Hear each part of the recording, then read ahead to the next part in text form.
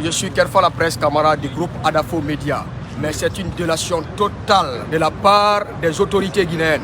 C'est des choses qu'il faut corriger. Mamadi Doumbouya, aujourd'hui, il est président de la République. C'est grâce à la presse guinéenne qu'on lui a montré à la face du monde qu'il a eu le pouvoir. Mais si nous on vient ici, à la rentrée du palais du peuple, pour pouvoir collecter, traiter et diffuser l'information, on nous bloque, soi-disant. Et puis c'est sa garde présidentielle qui dit cela. Parce qu'il y avait une liste qui était dressée à tous les organes de presse en disant que chacun doit se retrouver dans la salle pour pouvoir vraiment recueillir des informations. Donc arrivé, nous étions mis en position de rentrer. Il est venu directement dire « Ah, les officiels sont dans la salle, personne ne rentre ». Mais ça, cela veut dire quoi? Une manière de ridiculiser, tutoyer, humilier la presse nationale. C'est pas normal. Nous sommes fatigués vraiment de cet état d'esprit. Chaque fois, c'est comme ça. Si vous venez vraiment pour la couverture médiatique, on nous dit « Ah, presse privée, ceci, cela ». C'est quelle différence? C'est quelle différence? On dit la presse nationale. Nous sommes là, nous sommes vraiment la voix des sans-voix. On est là, c'est pour le peuple, le service de la nation. Mais chaque fois, dans les événements de très grande envergure comme ça, on nous dit qu'on ne nous rentre pas, on nous bloque. Qu'est-ce qu'il faut faire maintenant? Moi, je m'adresse personnellement au colonel Mamadi Doumbouya. Si c'est comme ça, c'est pas normal. Si vous êtes président de la République, aujourd'hui président de la transition, toutefois, dites à vos gardes ou à vos agents de sécurité de nous faciliter la tâche de notre travail, dans l'exercice de notre travail. Nous sommes choqués, moi personnellement, je suis choqué. Parce que je ne peux pas me déplacer à 6 h du matin, viennent au palais du peuple, on vient, on nous bloque, on nous dit qu'on ne rentre pas. Ça, cela veut dire quoi?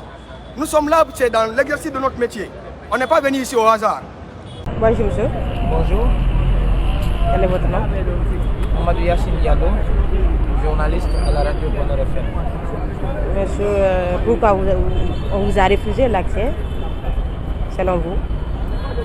On parle d'accréditation. Malheureusement, c'est aujourd'hui nous avons reçu l'information pour les accréditations. D'ailleurs, on croyait que comme c'est un événement important, aujourd'hui, c'est l'élément le plus important en termes d'actualité dans notre pays. Mais on ne pouvait pas imaginer qu'on allait réclamer des accréditations pour l'installation des membres du CNT. D'ailleurs, les journalistes ont tellement parlé de cette activité dans les émissions, ont pris du temps à commenter cette actualité, et les mêmes journalistes déploient des reporters sur le terrain pour couvrir l'information. Nous ne cherchons pas de l'argent de la part des nouvelles autorités. Nous avons besoin juste d'un respect, le minimum possible qu'on doit accorder à un journaliste, lui permettre d'avoir l'information et diffuser. Parce que nous savons une partie ou une petite partie des journalistes ne peut pas du tout jouer le rôle de la majorité. Il n'y a pas un grand média ni un petit média. Un média est égal à un média. Puisqu'on cherche tous la même information, nous travaillons pour la même population. Et avec cet événement, normalement, même si on ne pouvait pas accepter l'accès à tous les journalistes, mais on pouvait quand même aménager un endroit, mettre un haut-parleur ou un écran pour permettre à ces journalistes d'avoir l'information, les sons qu'il faut et traiter dans leurs différentes rédactions. Mais tel n'a pas été le cas. Nous déplorons vraiment cette violation de la liberté de la presse, parce que la liberté de la presse nous donne l'occasion d'aller vers l'information, vers les sources.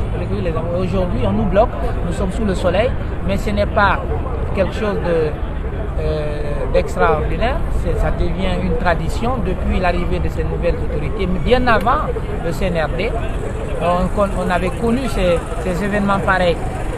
Mais ce qui est très malheureux, on croyait peut-être avec cette question de refondation de l'État, cette question de nouvelle gestion, ça pouvait changer au niveau de la presse également. Mais on constate que ce n'est que des mots. La presse continue à être brimée dans ses droits. La liberté de la presse continue à être violée. Et de la part de ces autorités, sous prétexte, on ignore quand même les raisons et c'est vraiment déplorable. Nous attirons l'attention de ces autorités à permettre à ces journalistes de couvrir les événements, mais de créer des conditions qui vont permettre à ces journalistes d'avoir l'information. On n'a pas besoin des salles, on n'a pas besoin aussi d'être vraiment mis dans des conditions comme les nouvelles autorités ou bien comme les officiels. Nous avons besoin juste des sons, des haut-parleurs, d'un écran, mais ils sont prêts à installer des écrans géants dans les quartiers, des écrans géants dans les ronds-points pour que les gens suivent les matchs de football.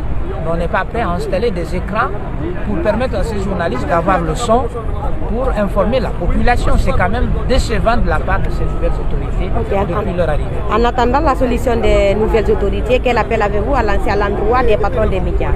Je n'ai aucun appel à lancer, rien du tout.